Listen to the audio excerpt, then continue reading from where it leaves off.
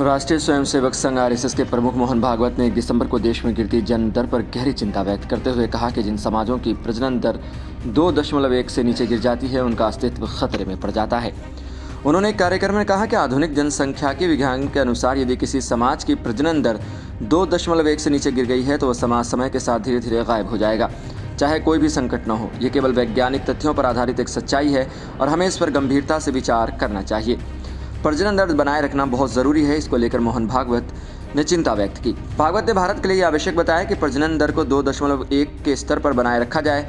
उन्होंने कहा कि यदि हमें 2.1 की प्रजनन दर सुनिश्चित करनी है तो प्रत्येक परिवार में औसतन 2 से अधिक बच्चे होने चाहिए, आदर्श रूप से 3 बच्चे। यह न केवल सामाजिक अस्तित्व के लिए ज़रूरी है बल्कि यह वैज्ञानिक शोध और वैश्विक जनसांख्यिक ट्रेंड्स के अनुसार भी सही है। उन्होंने कहा कि अगर जन्म दर गिरती रही तो यह भारतीय लोकतंत्र और समाज के लिए एक दीर्घकालिक खतरे का कारण बन सकती है।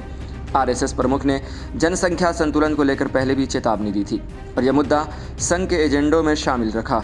विपक्षी नेताओं और मुस्लिम नेताओं की प्रतिक्रियाएं भी सामने आई। भागवत के बयान पर विपक्षी दलों और मुस्लिम नेताओं ने तीखी प्रतिक्रिया दी। कांग्रेस के वरिष्ठ नेता पवन खेड़ा ने कहा कि यह दुर्भाग्यपूर्ण है कि आरएसएस प्रमुख देश के संवैधानिक मूल्यों और विविधता को दरकिनार कर अपनी नीतियां थोपने की कोशिश कर रहे हैं। हर लोकतंत्र में हर व्यक्ति को अपने जीवन के फैसले लेने की स्वतंत्रता है। उन्होंने यह भी कहा कि जनसंख्या नीति पर इस तरह के बयान देश में सामाजिक असंतुलन पैदा कर सकते हैं। वहीं बिहार विधानसभा में नेता प्रतिपक्ष तेजस्वी यादव ने भी इस बयान पर अपनी चिंता जताई।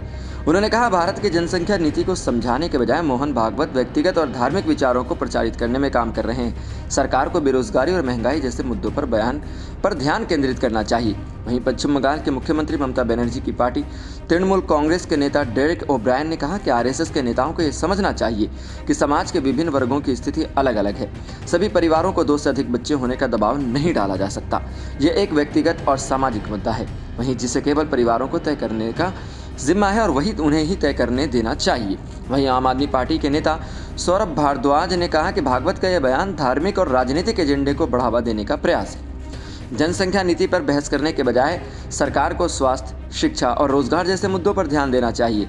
इस बीच मुस्लिम समुदाय के नेताओं ने भी इस बयान पर अपनी असहमति जताई। ऑल इंडिया मजलिस-ए-इत्तेहादुल मुस्लिमीन AIMIM के प्रमुख असदुद्दीन ओवैसी ने कहा कि भागवत का बयान समाज में धार्मिक असंतुलन को बढ़ावा देने के लिए दिया गया है।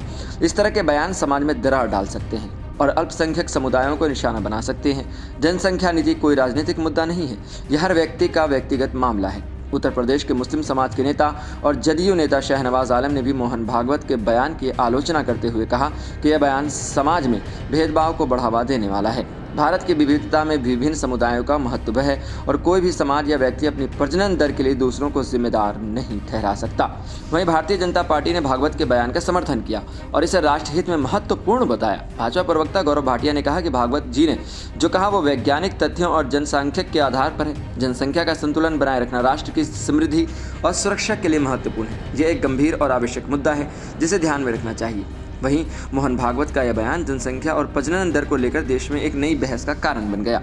जहां संघ परिवार और भाजपा इसे राष्ट्रहित में सही मानते हैं, वहीं विपक्षी दल और मुस्लिम नेताओं ने इसे निजी स्वतंत्रता और लोकतांत्रिक अधिकारों के खिलाफ मानते हुए आलोचना की है। यह मुद्दा आगे चलकर और गहराई में जाएगा और आने वाले दिनों में इससे जुड़ी और चर्चाएं देखने को मिल सकती हैं।